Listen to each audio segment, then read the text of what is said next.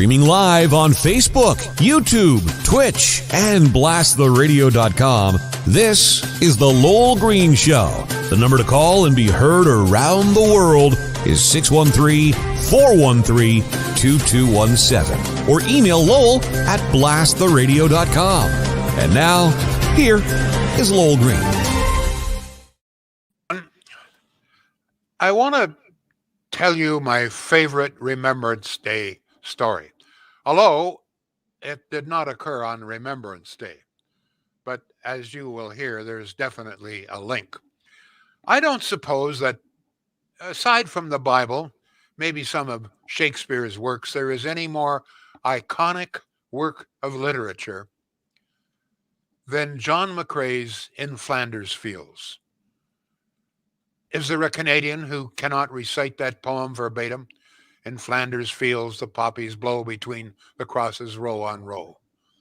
Iconic, and in all probability, not only the best known poem, certainly in the English language, in the world, because it's widely known in the United States, throughout Europe as well, but also, I believe, one of the most iconic works of literature of any kind.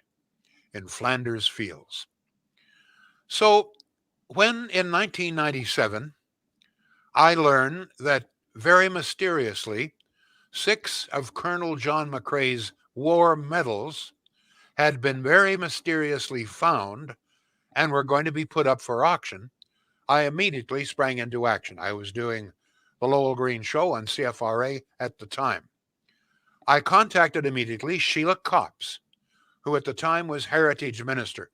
I said, Sheila, we can't let these medals leave Canada. There will probably be Americans and maybe some Europeans, maybe some French who will want those medals.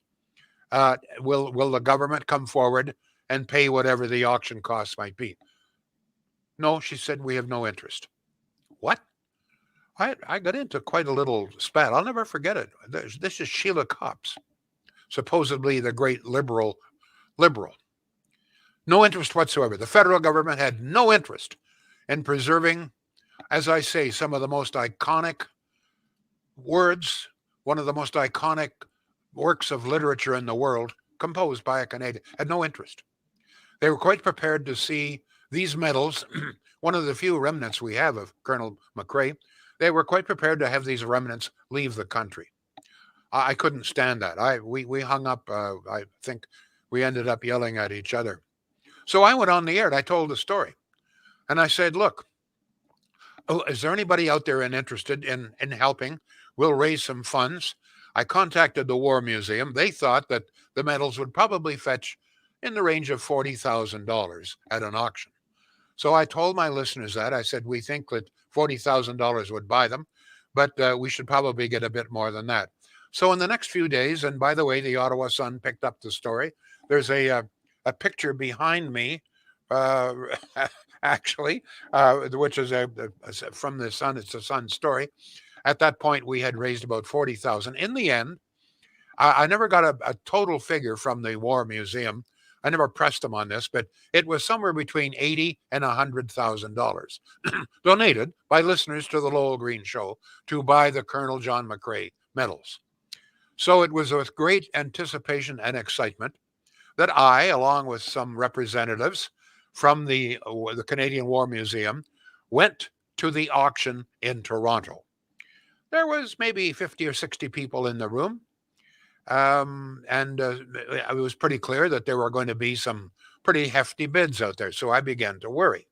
It turned out that the War Museum had, in total, because other people in other parts of the country had come forward, some of the legions had contributed, but they had about $280,000, which they thought would be all kinds of money. Well, I sat there in great anticipation. Great, we're going to get those medals. We're going to have them at the War Museum here in Ottawa. It'll be a great thing for this country. So my heart just fell. The first bid was $250,000. I knew right away, oh my God, I had no idea who the bid was from. In the end, the bid was $400,000 plus $106,000 Believe it or not, the freaking federal government, while not interested in contributing a single cent, took over $100,000 in taxes and fees. So the total cost, folks, this is a true story. I mean, the story is well known. It's out there. The total cost then to a man named a self-made millionaire named Arthur Lee, total cost $506,000. Arthur Lee was a native of China. He came to this country a number of years ago, penniless, and he made a fortune. He was a multimillionaire. He tells me, I had a long talk with him after he bought the medals. He tells me that he had never heard of Flanders Fields, the poem, until he came. He was curious about the auction. He read a little bit about Colonel McRae, and it was only at the auction while he was sitting there, that he read in Flanders Fields. And he decided at that time that he was going to buy them and he was going to contribute them, thank God, to Canada, which he did. Arthur Lee, great hero in my estimation, paid $506,000, including $100,000 in taxes to the federal government for the Colonel John McRae medals, which immediately Arthur Lee donated them to the McRae Museum in Guelph. McRae was a resident, a native of Guelph, Ontario, and that's where you will see the medals today. I have been agitating for some time to at least have the Guelph Museum loan those medals for the Canadian War Museum. But for some reason, I can't seem to get very much interest. I don't know why. There's some very good people at the Canadian War Museum, so I'm going to go after them again, maybe on my bucket list, to see if we can't at least have them loan them so that a wider audience can see them. But I must also say that after it was clear that we did not have nearly enough money, that the money was coming from Arthur Lee, I went on the air and I told all of those who had donated, look, I can get all of the money back from the War Museum. They have agreed to do this. And we have all of your names and the amount that you donated. We will return it. Not one single person. True story. Not one single person wanted their money back. Excuse me. Very emotional, as you can tell, because for me, I mean, when you want to talk about Remembrance Day stories, is there a better one than that? I don't think so. Not one person. So the 80 or 100,000, whatever it was, that had donated on my show, stayed with the Canadian War Museum and was used, I understand, to buy a number of other artifacts, which are now on display at the Canadian War Museum. So there's my favorite story. And talking about tears, and I apologize for mine, it's hard not to shed a few tears once in a while when you think of some of the stories, in particular when you were watching the ceremonies this morning from the National War Memorial. And by the way, please, everybody, it is the National War Memorial. It's not the cenotaph. There are cenotaphs in some of the smaller communities, but this is the National War Memorial, okay? Sometimes even the CBC doesn't seem to know that. Actually, I have another favorite memory of Remembrance Day, and this actually occurred on Remembrance Day. This was 4 or 5 years ago. Debbie and I are in Pearson International Airport, obviously waiting for a flight. At 11 o'clock, over the public address system comes the sound of the first post. Immediately, it was a very large waiting room and it was almost full. Everybody shot to their feet. Men took their hat off. Excuse me. Many put their hand over their chest. And for 2 minutes, there was dead silence throughout the entire, at least our area. There was even a moving sidewalk along one side. The sidewalk came to a stop and people on the sidewalk stopped and did the same thing for 2 minutes. Excuse me. If you have any similar stories, I'd love to hear them. I want to say at this time that I think it's unfortunate that very few Canadians ever get a chance to see the Vimy Memorial and the Meningate Memorial. I have seen the Vimy Memorial twice, and I'm going to tell you the first time I saw it is a memory that's still etched in my brain. It was I flew with the Prime Minister's plane and a number of other journalists over to Arras, which is the town closest to the Vimy Memorial. And they got us up very early before sunrise. And we went, and we just as the sun was coming up, and I'll never forget the rays of the sun reflecting off the Vimy Memorial. Very moving indeed. And I must also tell you that one of my great uncles, that is my grandfather's brother's name, Sam Green, is on the Vimy Memorial. And another one of his brothers, another one of my great uncle's name, is on the Menon Gate. That's in Ypres. And of course, Ypres is very close, by the way. There was terrible battles. Passchendaele is very close to there. And Ypres very close to where Colonel John McCrae is buried. It's as I say, it's something that I think every Canadian, if you get a chance, I'm going to tell you, the Vimy Memorial is very interesting. It's very moving. There's no question. All of the names inscribed there. It's a magnificent work of art. And by the way, it's Canadian territory. A lot of people don't know that. All of the trees that are there are maple trees that actually came from Canada, were planted there.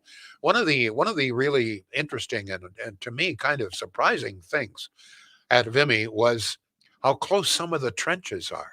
There's one area there, and those of you who have been can attest to this, one area where I swear the trenches were close enough that I'm sure soldiers could have lobbed rocks back and forth. And one of the other very interesting things, I'm claustrophobic, so I didn't go down, but my wife and many others did go down into one of the tunnels. This is the tunnels where Canadian soldiers were waiting and where sometimes ammunition and little trains was brought up. And there's a great deal of Canadian graffiti that is still there. And by the way, one of the interesting things too, when you're walking through the Vimy Ridge area, and there's many acres there, you will see a large number of sheep, and they're on the other side of fence. And the reason for that, and you're not allowed to go. There's signs everywhere: do not cross the fence. The reason for that, there is still some unexploded ordnance there, and every once in a while, they tell me, a sheep gets blown up. And in nearby fields, by the way, it's all agricultural there, a lot of farmland.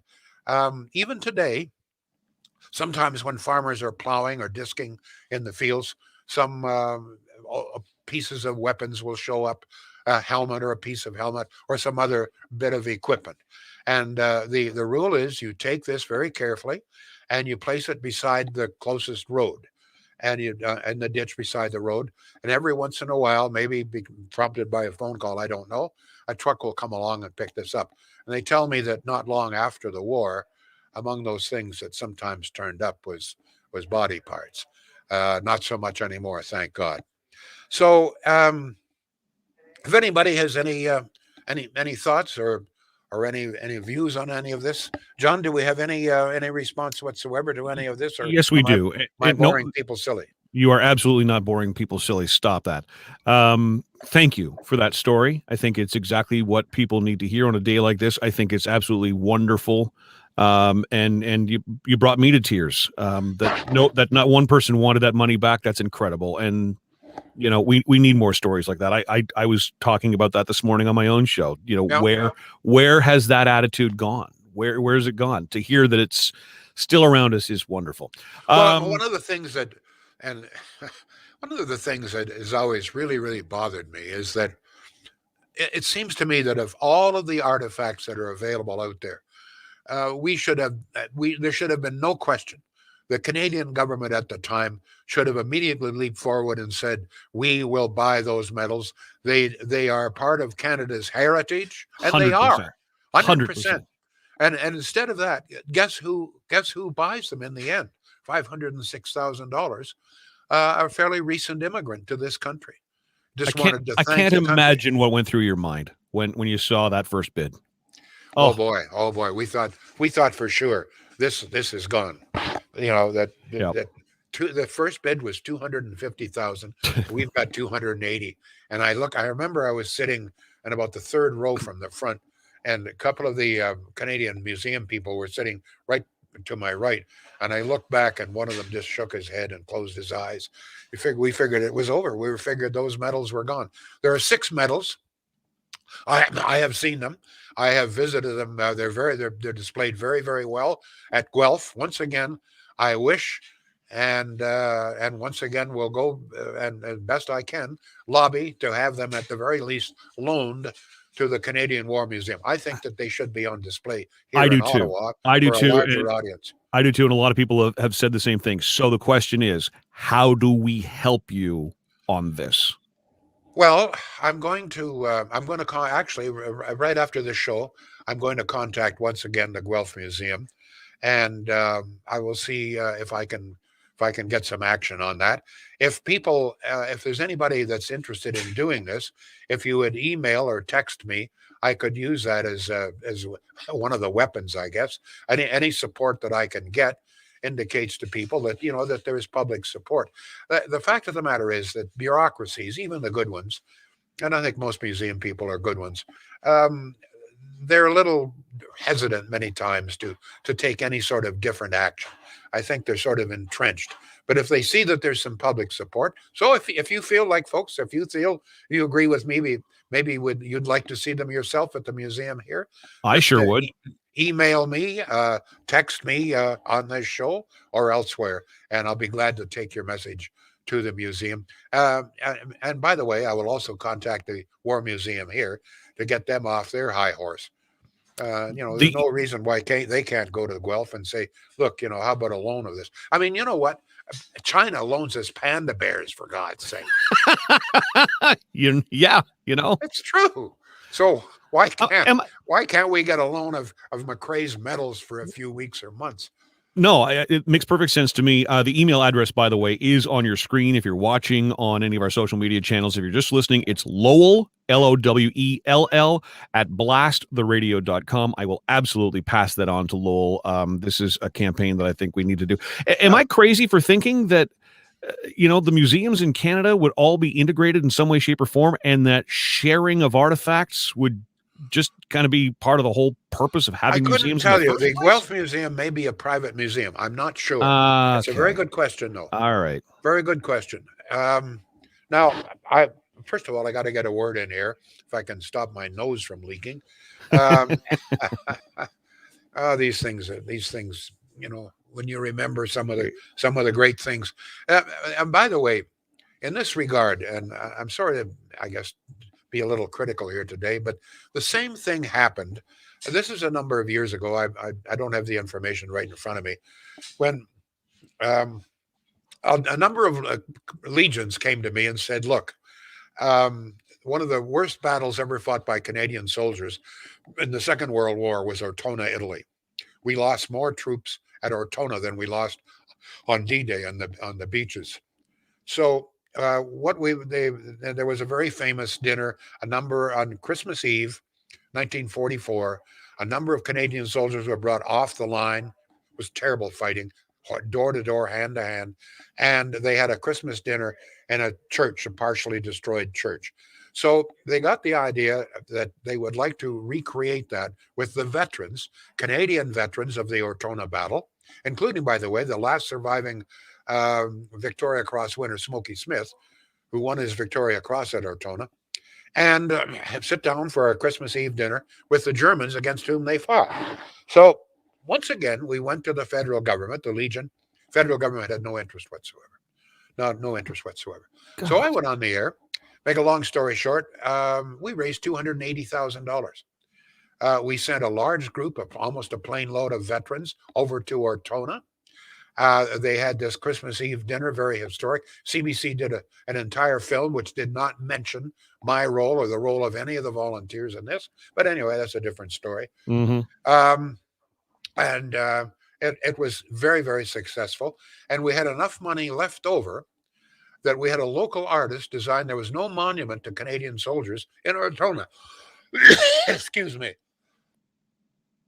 Oh, my throat is acting up. So we designed a very beautiful, moving monument, which we erected in the town square in Ortona, which remains there to this day. So there's another example of where the government wasn't interested, but the people were. $280,000 were raised. And by the way, one couple came forward and they paid for all of the air passage, and they've become very close friends of mine. So it's an interesting world in many ways. Shields, oh my goodness, we're running out of time here. Folks, we're talking about heritage and good people, good things. There's a lot of heritage involved in Shields up there in Pakenham. Same family, same location since 1947. Grandfather, father, and now the son. But I guess in the end, it really mattered. Can you get a good deal there? And the answer is yes. Prices, check them out. Check the prices you'll get at Shields for most appliances. You will see either comparable or better prices than you're going to get at the big box store. There's the added advantage, you're dealing with local people. The money stays local. And in all probability, they will be able to deliver exactly what you want, where you want, within 2 or 3 days. No long waits at Shields. Shields.ca, a great website. Have a look there, folks. Check out what's available, the colors, the styles, the brands, et cetera, the prices, and the savings. Shields.ca. John, some emails here. Give me a break. We're already starting to get emails in support of your campaign, and I'm not going to stop. I'm not going to rest until we make that happen for you, Lowell. That's a beautiful story, and I am 100% committed to that. Good, First text that came in was bright and early this morning, in fact, 5:20 a.m. Good morning, Lowell. I would like to send a special thank you to a special man, my father, now deceased, on this special day, Remembrance Day. I cannot attend a service today, but would like to say thank you to him for being the husband, father, Canadian that I am proud to say was my dad. He was an ordinary guy from a good working family in Toronto during the Depression. He joined the Army to serve during the war. He survived the D-Day landing, a long career in the fire service, and, as he said at the end, a wonderful life. He always adored our mother, and he. His tributes were many, offered, and never asked for. Thank you, Dad. His name is Bernard Leach, my dad. Thank you, Lowell. Your hospital buddy, Rick, sending that in this morning at 5:20 a.m. Oh, Rick sent that. Okay, Yep. Wonderful, Rick. Thank you. Great history lessons, Lowell. It's nice to hear stories from our favorite octogenarian. Is a text in just moments ago. Barry says the Guelph Museum probably gets an admission fee paid because of those medals and won't loan them unless compensated. Fine, we'll come up with the compensation if that's the case. And someone has just texted in photos of their uncle and his medals. This was my uncle. Of course, I never met him. Born a couple of years too late. And some beautiful medals and a beautiful picture. Mike says, what if we all said we are in support of you and bringing the medals here, and you could send them this show? I, for one, support you, Lowell Green. We need something in writing. That's all. Just a couple of lines is all that's necessary. It's we, as I say, over almost $100,000 donated. All I'm asking from you is just a couple of lines of copy. That's all.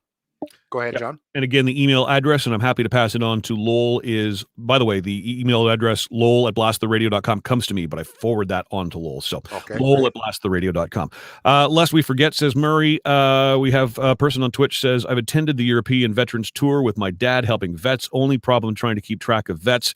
It's like trying to herd cats. I'm in, says Chrissy, email going out. Lisa is down around the Guelph area. She says, you've got my vote, Lowell. Kelly would love to see these medals here in Ottawa. Earlier comments, Sue, I remember going to the ceremonies at the National War Memorial with my dad to watch my uncle partake in the ceremonies. I was young enough to be piggybacked on his shoulders. That was in the late 60s. Nina says, I watched Apocalypse 45 documentary last night, uncut version of World War II, narrated by veterans. At the end of the documentary, each veteran introduced themselves, including age and rank. I cried like a baby. Joshua says, I remember in school we had a veteran come in from the Second World War. When we had finished speaking, my friend and I decided to go shake his hand and thank him for his service. We were the only two that did. I never understood why. If you have a chance to thank a soldier, do it. By the way, just before I meant to mention this, the Vimy Memorial, I think every Canadian, I know these days probably you're not going to be traveling to Europe, but I just think every Canadian, if you can in any way, I think it should be on your bucket list to go there. It's very moving. It's important. It reflects a vital chapter in our history.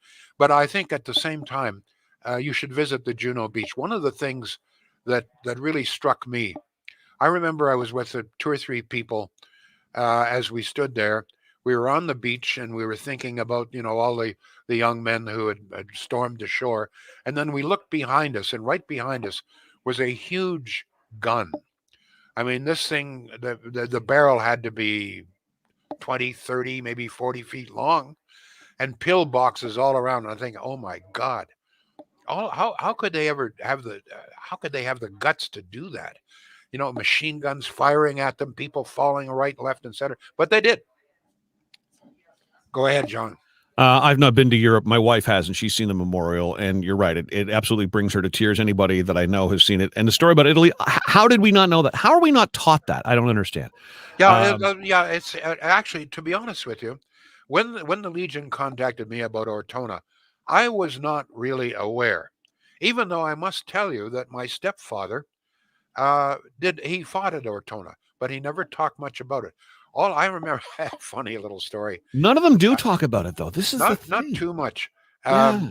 He, but he hated the British. He called them limeys, and the reason he hated the British in their training in Britain. They were trained for combat like this to go down through the center of the streets, and he said that this was suicidal. He said they taught us how to kill ourselves. He was terrible.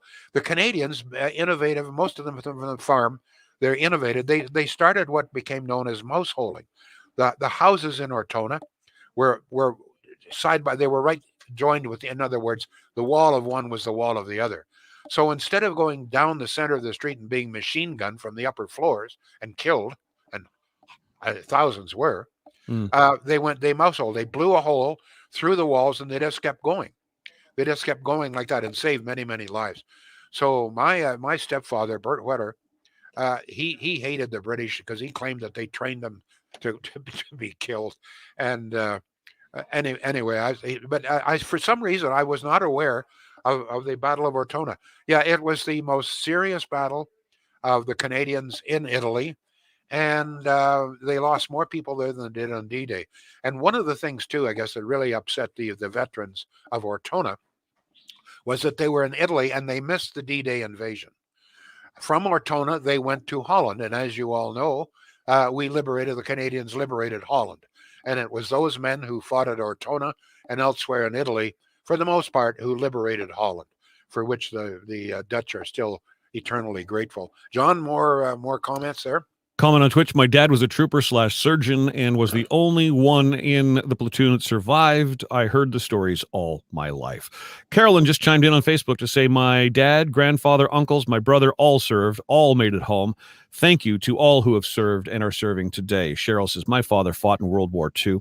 Murray says, they would be embarrassed now that they fought for freedom and right after the war, watched as it was slowly being taken away by the state we're in now. Oh, Murray, you had to get that in today, did you, Murray? Mike says my dad also served in the Air Force. He was a top secret telecommunications. He was posted in Metz, France during the Cold War. Craig, my grandfather fought in the First World War and my father-in-law in the Second. My grandfather on my dad's side was in the Air Force. Only served on Canadian soil though, but they certainly moved around. There weren't a lot of stories in my house, and when I did ask my grandfather, the one and only time I got a chance to meet him, he says it was the war. There's history books. Go read them for yourself. That's all he had to say about it. Before I go, I have to pay tribute to John Baird. When we were there, and I wasn't the only one there, I was with this over in Vimy, and we visited a number of graveyards. The graveyards themselves were well tended. There is there's an agency there, Canadian agency that tends, but in some cases, the roads leading to the graveyards were in terrible condition. I remember in one case we were in a bus and the bus could hardly get down this country road to get to one of the major graveyards. So when I came home, John Baird is a good friend of mine and still is, and I phoned John and I said, John, the graveyards are in pretty good shape, although they might have a little bit more money there. But I said, those roads, we got to do something. And you know what? Immediately he did. They spent, I don't know how many hundreds of thousands of dollars upgrading roads, and in some cases the grave sites themselves. So here was one government at least that was responsive. I told him, and I said, I'm not alone. This observation is not just mine. He said, we're going to fix that right away, and they did. So tribute there. The Liberal government had no interest, but the Conservative government did. There's my little plug. Thank you all. Back tomorrow. The Lowell Green Show is seen and heard live around the world at 2 p.m. Eastern. Connect with us online at blasttheradio.com/Lowell Green. Can't join us live? Download the Lowell Green podcast. Available on Apple, Spotify, Google, and more. Ask your smart speaker to play the Lowell Green podcast. This is a production of blasttheradio.com.